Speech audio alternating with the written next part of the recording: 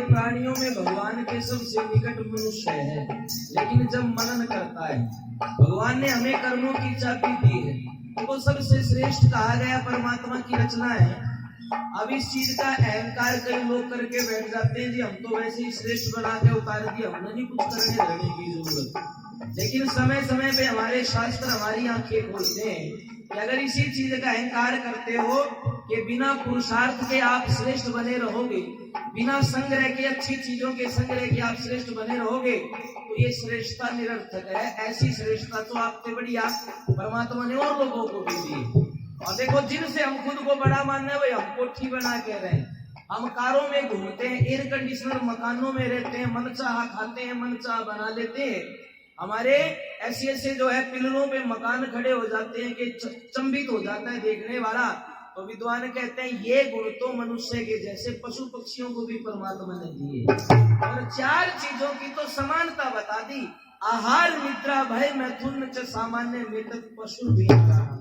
चार चीजें हमारी उनकी एक जैसी है, जो हम करें वो भी करें। खाना, सोना, डरना और संतान उत्पन्न करना, ये चार गुण जैसे हमारे में घटे दूसरे प्राणियों में भी घटते हैं। लेकिन उनके चारों के चारों चीजें आज भी पंक्चुअल है, नियमित है। आदमी का कुछ भी नियमित नहीं रहा, सारा ऊपर तरह हो गया। एक आहार उठा के देख लो, सबसे पहले आप दूसरे प्राणियों का देखो, गाय घास खाती है, आपने कभी मांस खाती नहीं देखी होगी। जंगली जो मांसाहारी जानवर है वे मांस खाकर पेट की पिपासा को शांत करें, वे घास नहीं खाते। लेकिन आदमी के लिए परमात्मा ने ये शाकाहारी चीजें, अन्न, पेड़ पौधों पे लगने वाले फल और औषधियां बनाई थी, दूध दही बनाई थी। आदमी इसको छोड़ के जीवों को मार के उसको अपनी जीव का स्वाद बनाने लगा और पाप कर रहा है मन चाहे। और कवियों ने तो शोध करना पड़ा, रिसर्च करनी पड़ी कि देखो आदमी ने नहीं ऐसा आज कुछ भी छोड़ा जो ना खाया हो। आहारी बिगड़ा सबसे पहले इंसान का। और हमारे हिंदी के कवि मैथिली शरण गुप्त जी हुए, उन्होंने ये सर्च किया कि मनुष्य ने क्या ऐसा छोड़ा जो इससे खाया नहीं गया। वैसे तो सब कुछ खा गया, यूं हवा में रहने वाले, धरती पर रहने वाले सबको खा गया, तो क्या छोड़ा इसने? तो दो पंक्तियों में वो लिखते हैं, केवल पतंग विहंगमों में चल चरों में नावी भोजनार्थ चतुष्पदों में चार पाई बच गई। हवा में उड़ने वाले हर पक्षी को अपनी जीभ का स्वाद बना लिया। पानी में जो है हवा में उड़ने वाली एक ये पतंग तो इसके जो है काबू में नहीं आई। पानी में रहने वाले हर जीव को खा गया, पानी में रहने वाली एक या किश्ती नहीं खाई। चार पैर वालों में हर चीज को इसने खा लिया, गाय खा गया, बकरे खा गया। चार पैर वालों में किया खाट तो इसकी गिट्टी पे तले उतरी नहीं, और इसने कुछ नहीं छोड़ा जो यूं ना चढ़ गया ना इसने खाया। तो आहार सबसे पहले मनुष्य का बिगड़ा, और कहते हैं आहार बिगड़ गया तो विचार बिगड़ गया। जैसा खावे अन्न वैसा हो जा मन, जैसा पीवे पानी वैसी बोले पानी। तो कवि कहता है आहार शुद्धि आवश्यक है। तो मनुष्य को मनन जब तक अच्छे बुरेगा नहीं होगा, वो मनुष्य कहलाने का अधिकारी नहीं है। और हमारे शास्त्रों में तो अनेकों उदाहरण मिलते हैं। भारत भूमि